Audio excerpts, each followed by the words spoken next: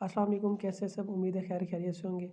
آج کی جو ہماری اسائنمنٹ ہے، اسائنمنٹ نمبر 1 ہے ENG 501 کی، جس کی لاسٹ ڈیٹ جو ہے وہ 20 جنوری 2023 ہے، ٹھیک ہے۔ تو آپ نے اسٹوڈنٹ آئی ڈی اپنی لکھ دینی ہے۔ تو سب سے پہلے آپ نے کیا کرنا ہے، ENG 501 کے اگر آپ رہنے دیں تو ٹھیک ہے، لیکن اسائنمنٹ نمبر آپ اس کو ڈیلیٹ کرنا چاہیں، ایڈٹ کرنا چاہیں، اس کو آپ کر سکتے ہیں۔ لاسٹ ڈیٹ بھی لکھنے کی ضرورت نہیں ہے، صرف آپ سمپلی جب آپ اپنی اسائنمنٹ اپلوڈ کرنے لگے تو آپ نے اسٹوڈنٹ آئی ڈی لکھ لینی ہے صرف، اس کے اوپر جتنی بھی چیزیں آپ ان کو ایڈٹ کر سکتے ہیں، ٹھیک ہے۔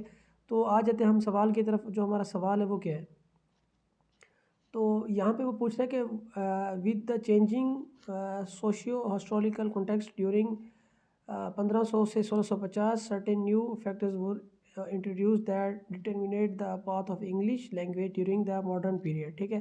وہ کہہ رہا ہے کہ 1500 سے لے کے 1650 کے دوران بدلتے ہوئے سماجی و تاریخی تناظر کے ساتھ کچھ نئے عوامل متعارف ہوئے جنہوں نے جدید دور میں انگریزی زبان کے راہ کا تعین کیا، ٹھیک ہے۔ ان عوامل کی وجہ سے انگریزی ان لوگوں سے کچھ مختلف خطوط پر تیار ہوئی جنہوں نے قرون وسطی میں سے اس کی تاریخ کو نمایاں کیا تھا، ٹھیک ہے۔ تو یہ ہمارا جو سوال ہے، سوال کا جو مطلب ہے، جو میننگ ہے، اردو میں نے اس کا ٹرانسلیشن اس کی کر دی ہے تاکہ آپ کے لیے آسانی ہو، ٹھیک ہے۔ تو ابھی وہ یہ پوچھ رہا ہے کہ 1500 سے لے کے 1650 کے دوران جو بدلتا ہوا جو ٹائم تھا اس میں کیا کیا تبدیلیاں ہوئی ہیں، ٹھیک ہے۔ کون کون سے نئے عوامل جو تھے وہ متعارف کرائے گئے، ٹھیک ہے۔ تو اس میں سمپلی آپ نے یہ لکھنا ہے کہ 10 جو عوامل متعارف ہوئے اس ٹائم میں وہ کون کون سے تھے، وہ یہی تھے۔ وہ آپ نے یہاں پہ سمپلی لکھ دینا ہے۔ سب سے پہلا کیا تھا کہ پرنٹرز آئے تھے، پرنٹر جو مشینیں تھیں وہ آئی تھیں، اور اس کے بعد تھا جو میتھڈ آف کراسپونڈنس، ٹھیک ہے، رابطے کے جو ذرائع تھے وہ اس میں زیادہ سے زیادہ ہوئے تھے، اور جو تیسرا تھا مواصلات میں اضافہ ہوا تھا، ٹھیک ہے، ایکسپینڈڈ کراسپونڈنس، ٹھیک ہے، جو مواصلات تھے ہمارے اس میں اضافہ ہوا تھا۔ اور اس کے بعد جو چوتھا پوائنٹ ہے ہمارا پرنٹنگ گینڈ کوئک ہیڈ وے، جو پرنٹنگ نے تیزی سے ترقی کی۔ اور اس کے بعد جو پانچواں تھا ہمارا پوائنٹ وہ تھا ڈیولپمنٹ آف اسپیسیفک انفارمیشن، ٹھیک ہے، خصوصی علم کی ترقی ہوئی۔ اور جو چھٹا پوائنٹ تھا اس میں تھا کیا، quick spread of famous instruction. تو ہمارے پاس مقبول تعلیم کا تیزی سے پھیلاؤ ہوا۔ اور جو ساتواں پوائنٹ تھا ہمارے پاس، انگلینڈ میں 1476 میں ولیم کیسٹنشن نے متعارف کرایا، ٹھیک ہے۔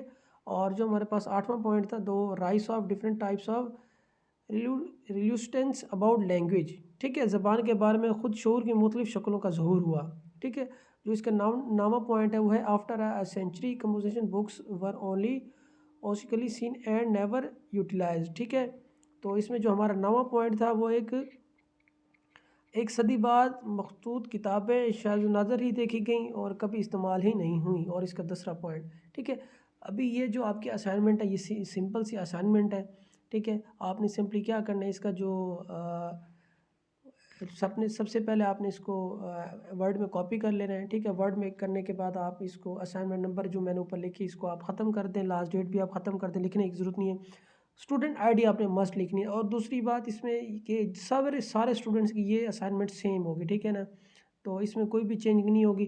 لیکن آپ نے ایک چیز کا دھیان رکھنا ہے، آپ نے اس میں اردو ترجمہ نہیں لکھنا۔ اردو ترجمہ میں نے صرف اور صرف آپ کی آسانی کے لیے لکھا ہے، صرف آپ نے سوال لکھنا ہے، ٹھیک ہے۔ اور سوال نہ بھی لکھنا چاہیں تو صرف آپ نے جو اس کا آنسر ہے سمپلی وہ آپ نے پیسٹ کر دینا ہے، ٹھیک ہے۔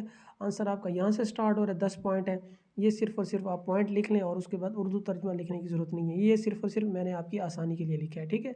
تھینک یو، انشاءاللہ نیکسٹ ویڈیو میں پھر ملتے ہیں۔